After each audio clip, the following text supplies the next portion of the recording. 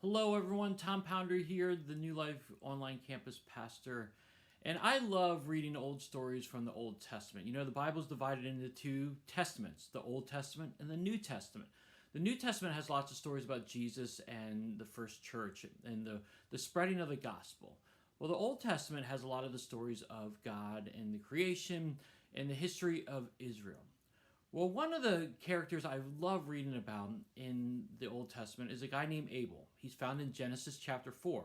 In fact, the only place you will find him is in Genesis chapter 4. He's a really, really small character in the Bible, but his story is really impactful. So I want to encourage you to read Genesis chapter 4, verses 1 through 11.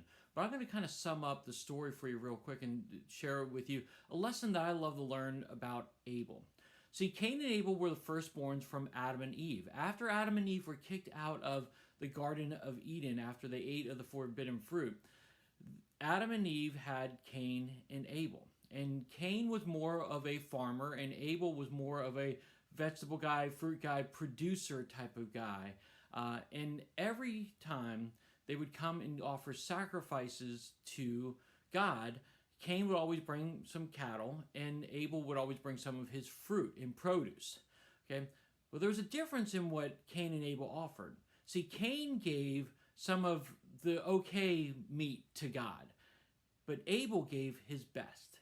Abel gave the best fruit he had to God, the best vegetables he had to God, whereas Cain gave just some of the good stuff. It wasn't a lot of the good stuff. And God said to Cain, "Don't you see? If you just do what is right, give me the best, things will work out for you." Well, Cain chose not to give the best, and Cain continued to give not so good stuff. But ultimately, Cain chose to kill Abel because he was so upset that Abel's sacrifice was so much more pleasing to God. He killed him instead of just giving his best. Abel gave his best, Cain didn't. And that's the point of today's kind of character study, is that Abel gave his best. You know, God wants your best.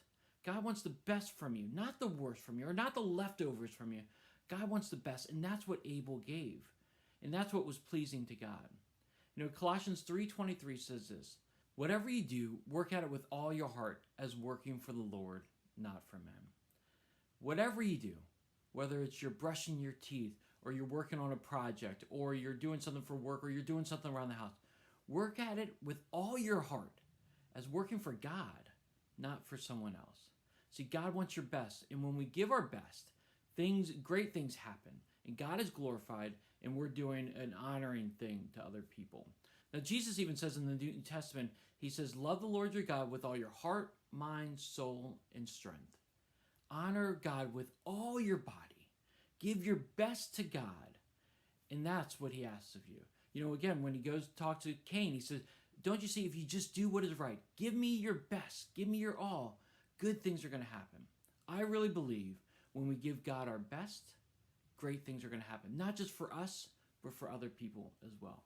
So I want to encourage you, give God your best. And if you've had examples of how you've given God your best and great things have happened, hey, definitely share it in the comments section below. I would love to hear when you gave God your best, when you gave him your priority for the day, how that impacted you and how that impacted other people. I would love to hear those stories today. Hey, so that's my lesson learned about Abel. Again, if you've got stories, definitely hit it in the comment section below. I would love to hear how God's working you when you give your best today. Hope you guys have a great rest of your day, and I'll talk to you soon.